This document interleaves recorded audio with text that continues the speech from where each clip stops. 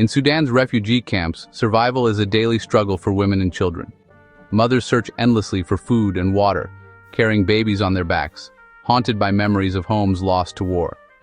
Children, robbed of their childhoods, play among tents, learning the harsh realities of hunger and fear instead of attending school. Every day is a fight against starvation, disease, and violence lurking just beyond the camp. Stories of perilous journeys and impossible choices echo between the tents, each one a testament to unimaginable hardship. Life here is stripped to its barest essentials. Finding the next meal is a monumental task. Hope for a better future feels distant, almost unattainable. These women and children are not statistics. They are individuals with names, histories, and the right to dignity.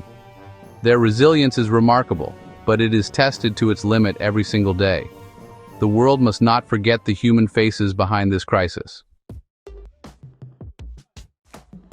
Sudan's war erupted from a bitter power struggle between the Sudanese armed forces and the Rapid Support Forces, once uneasy allies.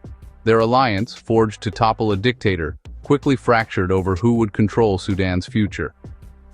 In April 2023, tensions exploded into open warfare in Khartoum, spreading chaos nationwide. The army bombed from the skies. The RSF fought fiercely on the ground, trapping civilians in a deadly crossfire. Neither side could win, and the country was torn apart by relentless violence. Hospitals, schools, and vital infrastructure crumbled, while millions fled their homes. The promise of democracy faded as the war dragged on, leaving ordinary people to pay the highest price. Sudan's social fabric unraveled, and hope for peace grew ever more remote. The conflict's roots run deep, but its consequences are felt in every shattered family and ruined city. By late 2025, the Rapid Support Forces broke the stalemate, seizing vast territories in Darfur and central Sudan. This was more than a shift in front lines. It split the country in two, with the RSF controlling the west and the army clinging to the east. The RSF's advances gave them power over food, resources, and millions of civilians. Their takeovers brought waves of violence, summary executions, and ethnic targeting, reigniting old wounds. Civilians trapped under RSF rule now face daily terror and deprivation. The conflict is no longer two armies clashing. It's a militia with a brutal history imposing state-like control. Humanitarian aid is weaponized, deepening the crisis and making peace even harder to achieve. The RSF's rise has only made Sudan's war more brutal and its future more uncertain. The fall of El Fasher in October 2025 marked a devastating turning point. After 18 months under siege, over 1 million people trapped inside faced starvation and disease as supplies ran out. When the RSF captured the city, violence erupted. Thousands were killed in days, echoing past massacres. With El Fasher's fall, the RSF gained control of all Darfur, solidifying the country's division.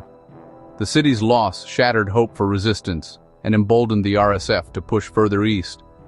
Hospitals collapsed, famine set in, and survivors were left with nothing but trauma.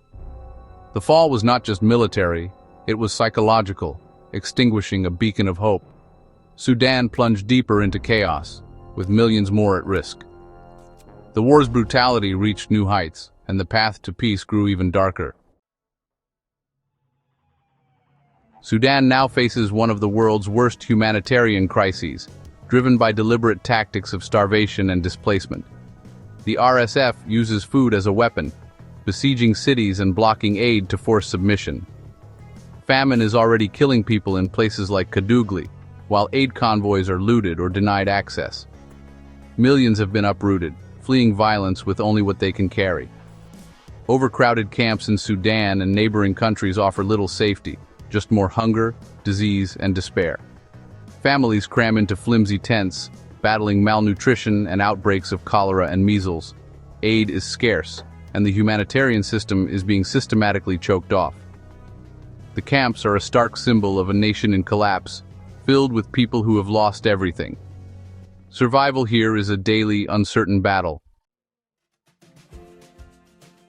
In Sudan's war, women and girls are on a hidden front line, facing dangers beyond bombs and bullets. Sexual violence is used as a weapon to terrorize and control, while the collapse of law leaves them utterly vulnerable. Displacement strips away safety and support. Hospitals are gone, and women give birth in dire conditions. With men lost to war, women become sole providers, risking their lives for food and water. The psychological toll is immense: trauma, loss, and the burden of holding families together. Their needs are often overlooked, yet they are the backbone of survival. Their strength and resilience are extraordinary, but the cost is staggering. The suffering of Sudan's women is a measure of the war's true devastation. For Sudan's children, war has stolen the future. Schools have been closed for years, destroyed, occupied, or turned into shelters. Millions are denied education, safety, and the chance to dream beyond conflict. Girls face even greater risks, from early marriage to exploitation. Malnutrition and trauma are rampant, with little hope for healing or support. An entire generation is growing up knowing only violence and loss. The country's future is at risk. Without educated, healthy children, there can be no recovery. Rebuilding Sudan means healing these wounds, not just reconstructing buildings. The tragedy of this lost generation will echo for decades. Sudan's war has entered its most dangerous phase. The RSF, a militia with a record of atrocities, now controls vast territory and millions of lives. Peace talks have collapsed. Both sides are preparing for more violence, fueled by foreign weapons and support. Civilians are at greater risk than ever. Starvation is used as a weapon, and indiscriminate attacks leave no one safe. The lines between combatant and civilian have vanished, and ordinary people pay the price. The conflict threatens to destabilize the entire region, drawing in foreign powers and turning Sudan into a proxy battleground. The RSF's control could make Sudan a haven for other armed groups, spreading chaos beyond its borders. Humanitarian aid is blocked, and famine looms for millions.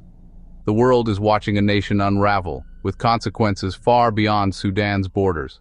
The stakes have never been higher. Sudan's suffering is immense, yet the world looks away. As attention shifts elsewhere, Sudanese voices are lost in the noise. Bearing witness matters. Sharing their stories transforms statistics into human lives. Empathy can drive action, pressuring leaders to open aid corridors and demand accountability. Public outcry has saved lives before. It can again.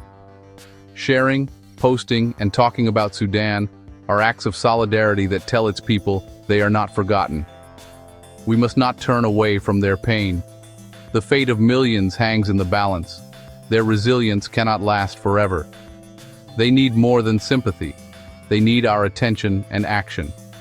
By bearing witness, we keep hope alive for peace in Sudan.